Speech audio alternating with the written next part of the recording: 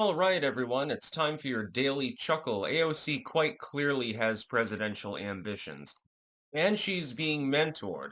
Like a Sith Lord with his underling, Bernie Sanders is apparently guiding AOC towards this particular path. He realizes, of course, he's no longer capable of cutting it, I think. He's too old.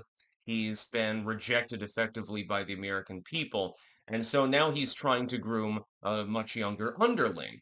But AOC is not going to be president of the United States. I can assure you of this. It is a promise. I'll literally eat my hat. I'll boil it off and literally start eating it if she ever gets elected. AOC is uniquely unqualified for that particular position. She is acerbic. She is poorly spoken. Her optics are very poor. And basically, she's like the younger version of Kamala Harris more than anything else, minus the degree of actual humor, actually. Tends to be a very dour person, except when she's getting wasted on her live streams. She still does the I was a bartender sort of shuffle. And under normal circumstances, it'd be like, okay, you held a normal job. Well, that's one up on you compared to most politicians, so we'll give you credit for it. But she pushes it in your face all the time and's like, well, I was a barmaid. I'm a normal working girl from New York, and it doesn't come off very well. Bernie Sanders is trying to mint an acolyte, and it ain't working too well. They've been going on a flash tour of the United States, and I understand the optics of what they're trying to do. They're trying to effectively be like where the hashtag resistance mode.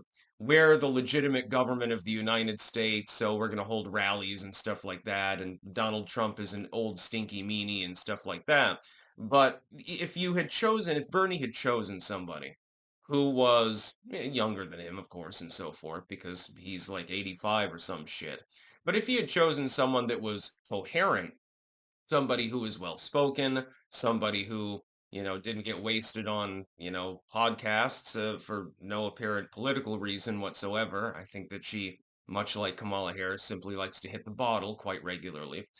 You might make it work. You might be able to carve out a niche for the left within the Democratic Party, but that era is over. The voters have rejected this already. And this is what Bernie, in his infinite revolutionary sense, doesn't seem to understand because he's been doing this since the goddamn 70s. What he doesn't understand is that message has already been rejected. What was the Gang of Four exploded into being the Geek Squad of 11 people, but it's now receding already. Your revolution is over. Your attempted coup of the Democratic Party, well funded as it was, didn't work. It literally failed. Thankfully, for the people of the United States of America, the Republican Party has been successfully upended by populism because it's popular for a reason. Leftism is now dying out. The embers of the far left, we won't go home, from our cold dead hands sort of mentality that they had during the George Floyd Summer of Love riots and things like that, has died down mostly. It's we doused cold water onto the embers and now they're just sizzling out. AOC herself doesn't have any political problem because she comes from a district that's so far blue. It'd be really, really difficult for anyone who wasn't a dedicated communist with more charisma to knock her off her pedestal. So she doesn't have to worry. And you may have noticed, and I certainly have noticed this, and this is absolutely funny. She was besties with all of the other Gang of Four slash Geek Squad far left Democrats for a very long time. She has now effectively abandoned them to pal around with Bernie Sanders and tour the country. It is quite clear that she has higher political ambitions. That much is absolutely clear. The problem for her is that the demographics of her district don't extrapolate well to a federal platform. This is what both Democrats and Republicans very often ignore. What works in your district or in your state may not be palatable to the average person in a competitive state on a national level. This is why Trump won. Kamala Harris' platform is perfectly accepted in blue California or New York City or places like, well, to an extent, as we saw with the election results, or places like that. It's perfectly accepted in areas that are already blue. They're not competitive. in states that are not particularly competitive, because you've got mega cities like Chicago or something like that that have turned the state far blue. And so the Republicans are scraping up, rural voters and maybe small town America. Well, most people don't live in rural or small town areas anymore. They live in urban areas, which is unfortunate, by the way. And she doesn't realize this.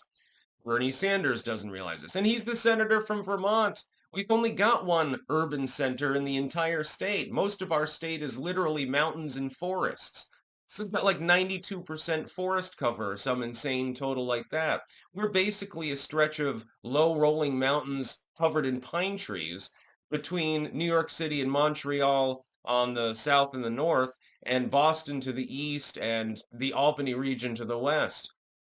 That's basically what Vermont is. It's a bunch of cheese and cows and shit like that. You would think somebody like Bernie Sanders would be able to invigorate, therefore, certain rural voters within the Democratic Party to vote for AOC. I don't see it happening. I don't believe he'll be successful. The idea is that most Democrats are simply partisans. So are most Republicans. So it doesn't really matter who your candidate is as long as they can invigorate people. So all you have to do is win the primaries. But Bernie Sanders will be sad to see that AOC is not going to win a Democratic Party primary. She would lose against Harris, for example. She'd lose against Newsom.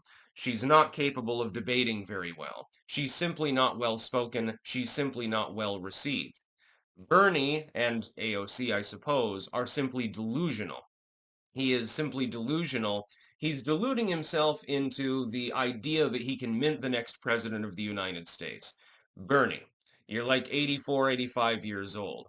You probably won't even be around when the next election happens. So what the hell is the point? Why don't you just, sit down and have fun with your great grandkids or something like that, and leave the honest, good, hard-working people of the United States alone at some point, and stop trying to shove somebody as vapid, as talentless, and as far left as AOC down everyone's throats. But Bernie never gives up. If he's got one positive character trait, boy oh boy, he definitely has a long breath, as the Dutch would say it. He's been doing this since like 76 or something like that. Took his honeymoon in the USSR actually, and seems to have really, really liked the experience. I'm sure, he says, "Whoa, these breadlines are a great idea. Look, the poor aren't starving." Yeah, but why are there so many poor people? He never bothered to ask that question.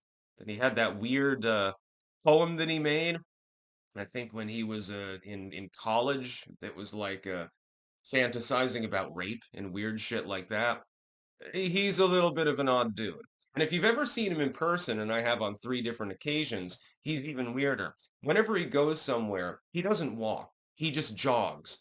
He constantly jogs from location to location with a wild look on his face as if to say, "Get out of my way. I got things to do. I've got ice cream to eat," or whatever. It's like, it must be really weird being around him in an interpersonal setting for any length of time. Just saying. Although I'd rather be around him. He'd talk your ear off about, politics and shit. I'd rather be around him than AOC, because AOC will do the smarmy thing, whereas he'll do the self-righteous thing. I prefer the self-righteous over the smarmy. That's about all. Peace out.